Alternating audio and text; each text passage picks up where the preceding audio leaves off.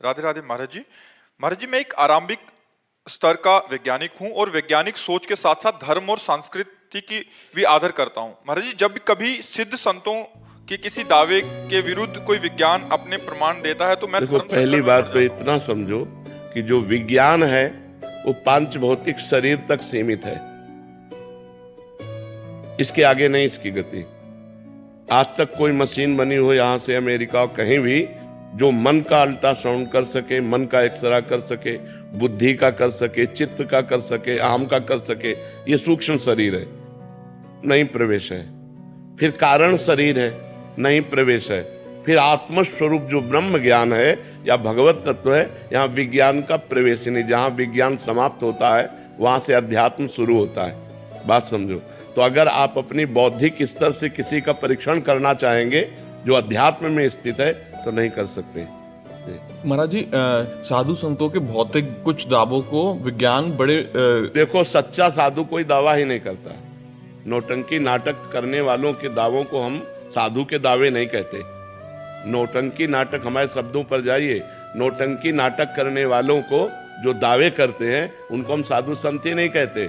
साधु संत इस बात का दावा करते हैं मैं ये कर दूंगा, अहंकार विमूढ़ात्मा करता हमिति मन्यते, मैं ऐसा कर सकता हूं, वो अहंकारी है।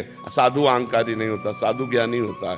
और दूसरी बात, जब बड़े बड़े प्रारब्धों को संत अपने भोगते हैं तो तुम्हारे प्रारब्ध को नष्ट करने के उपाय बताएंगे कि राम का नाम जप करो, धर्म से चलो, पाप कर्म मत करो, ऐसे ऐसे चलो।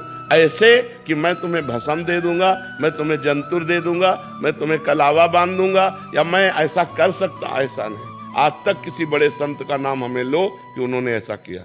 किसी भी सिद्ध संत का जिसका इतिहास में गान किया गया है या वर्तमान में जो है, जो भगवान का मार्ग का है, जो रुपया पैसा का मार्ग बटोरना, यश कीर्ति को बटोरना, ये सब बात अलग है।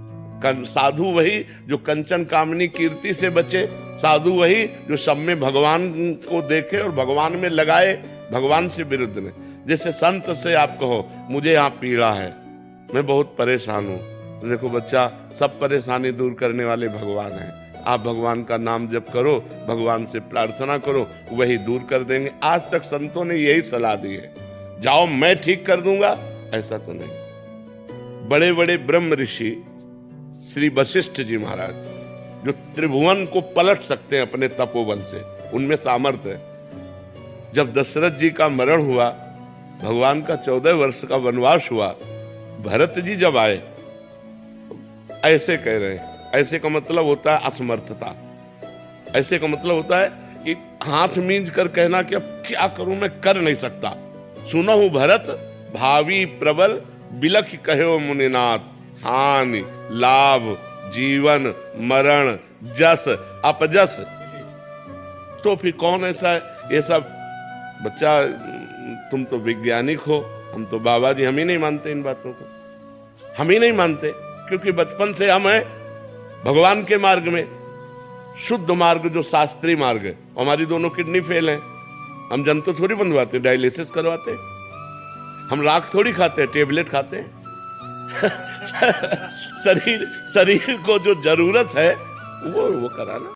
भगवान ने वैज्ञानिक बनाए हैं, वैज्ञानिकों ने यंत्र बनाया है, औषधियां बनाई हैं। हमें डॉक्टर की शरण जाना चाहिए, क्योंकि इस पांच भौतिक शरीर के रोगों का निदान डॉक्टर से है, ना कि छू से, जंतुर मंतुर से, पानी और राख देने से, ऐसे से नहीं होता। इसका निदान डॉक्टरों से, डॉक्टरों के पास जाना चाहिए। और ये सब नौटंकी नाटक में कोई ना फंसे, नहीं, हाथ कुछ नहीं लगेगा।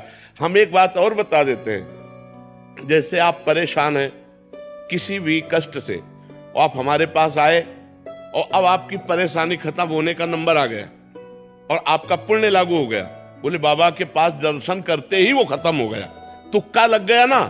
अब वो 100 आदमियों से कहेगा कि हम जो भी बाबा के दर्शन करके लौट के आए, परेशानियों से निदान हो गया, क्योंकि कनेक्शन उसका पाप का खत्म, अब पुण्य का उसके ऊपर चालू हो गया। तो ऐसे कभी कोई तुक्का भी लग जाता है। तो ये इन सब बातों को हम भी नहीं मानते। आप तो नए आधुनिक बच्चा हो, हम इन बातों को नहीं मानते।